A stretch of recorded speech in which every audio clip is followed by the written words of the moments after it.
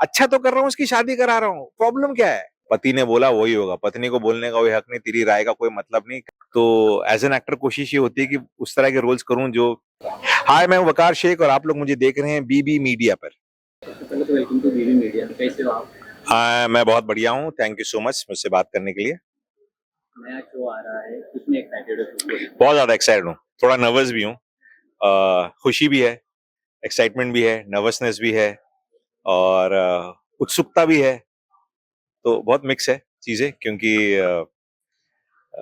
Show का buzz बहुत अच्छा है, प्रोमोज बहुत अच्छे लोगों ने लाइक किए, तो वो सारा ये सारी चीजें बढ़ गई है, तो वही है। अगर हम शो की बात करें और शो में आपके किरदार की खास करके बात करें, तो कैसा किरदार आपका देखने को मिलेगा? प्लस आपको क्यों ऐसा लगा कि ये किरदार जो ये मेरे लिए परफेक्ट है और इसे मुझे साइन करना चाहिए, शो करना चाहिए? पहली बात तो मैं वो किरदार पकड़ता हूँ जो मेरे लिए परफेक्ट ना हो, तो काम करने में मजा आएगा। और ऑडियंस को जो मुझे इतने सालों से देख रही है, उन्हें मुझे फिर से देखने में मजा भी आएगा, क्योंकि अरे ये वो कर रहा है जो हमने इसको सोचा ही नहीं या देखा ही नहीं।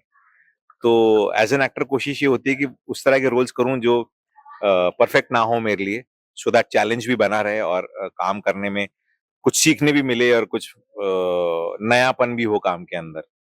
और ये क्यों किया? बिकॉज बहुत इंटरेस्टिंग रोल है, बहुत शेड्स हैं इसके अंदर, और विलन है, और कोई उसको हम एक्सक्यूज नहीं देते हैं, कोई उसको रीजनिंग नहीं दी है। विलन है, ऐसा ही है, पाल पोस के ऐसे ही बड़ा हुआ, दिमाग में यही भरा हुआ है बचपन से, और वो लगता है जो कर रहा है बिल्कुल सही कर रहा है, और ये करने से आपका भला होगा, बीवी बच्ची को बोलता है, और भैया तुम भी यही करो जो मैं बोल रहा हूँ, ये तुम्हारे लिए सही है बिल्कुल। जैसा कि आपने बताया कि आपको डिफरेंट काइंड ऑफ वेरिएशन करने के मतलब शौक है कि अलग अलग वेरिएशन से कैरेक्टर करना है। बट कभी कोई तो कैरेक्टर ऐसा होगा ना जो करने में काफी टफ लगता हो कि हाँ ये कैरेक्टर थोड़ा सा टफ लगता है। ये बहुत टफ है कैरेक्टर परवेज का मेरे लिए, हाँ, बहुत टफ है, क्योंकि बहुत चैलेंजिंग है।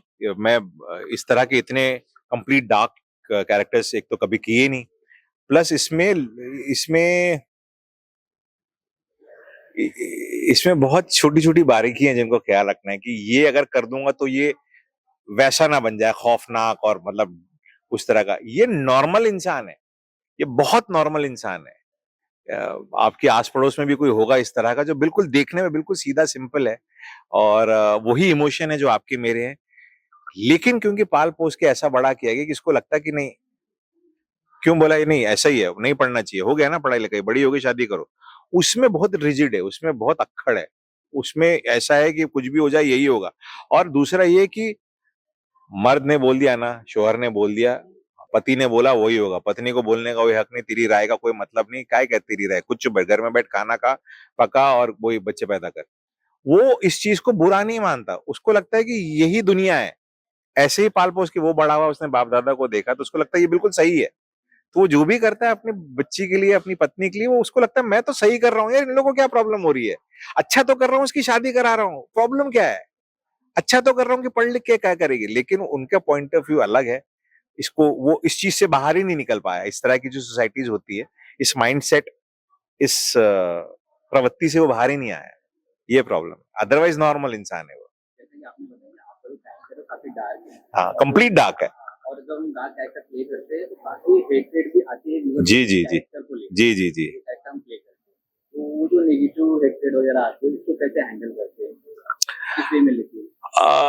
यार, अगर आपको प्यार मिल रहा है तो आपको हेट्रेड भी मिलेगी अगर आपने कुछ ऐसा किया है। लेकिन जब आप कोई आप एंटेगनिस्ट प्ले करते हो या विलन प्ले करते हो, और उसके लिए अगर आपको हेट्रेड मिल रही है, तो आपको एग्जाम में 100 में से 100 मिले, ये मान लीजिए आपने मतलब अपना काम परफेक्ट कर दिया, तो ये एक एक्चुअली हेट्रेड नहीं है, आपकी शाबाशी है, पीठ पे कोई थपथपा रहा है कि भाई तूने बहुत बढ़िया काम किया है। हाँ, इजीली कनेक्ट कर पा रहे। और हम लोग फिल्म या टेलीविजन या इसकी बात कर रहे हैं, स्क्रीन की बात कर रहे हैं, तो बहुत से ऐसे रोल है जिन लोगों ने बहुत मतलब हार्डकोर मतलब विलन का रोल भी किया, उसके बाद वो पॉजिटिव भी कर गए। तो ये आज का ये रोल है, और अगला जब भी कुछ करेंगे तो कुछ अलग करेंगे, और उसमें लोगों की सोच भी बदल देंगे। लास्टली व्यूअर्स से क्या कहना चाहोगे? व्यूअर्स से ये करेंगे कि बहुत इंटरेस्टिंग जर्नी है, माँ बेटी की सैर होने को है। कौसर और सेहर की जद्दोजहद, उनकी फ्री होने की जो लालसा है, अपनी बच्ची को पढ़ाने की जो एम्बिशन है, वो सारी चीजें जो कौसर अपने लिए नहीं कर पाई, अपनी जिंदगी में नहीं कर पाई जब वो छोटी थी, जब छोटी उम्र में शादी होगी, वो नहीं चाहता कि अपनी बच्ची के साथ हो, उसकी बच्ची के साथ हो। तो वो जो सारी एक दोनों माँ बेटी की जर्नी है, वो अड़चनों से जो मैंने पैदा की है, परवेज ने उनकी जिंदगी में, जो वो लड़ रही है उनसे, ये बहुत इंटरेस्टिंग जर्नी है और बहुत मजा आने वाला है आपको। आप सब लोगों ने इतना सारा प्यार, इतने सारे मेरे शोज देखे हैं और हमेशा मुझे पसंद किया है।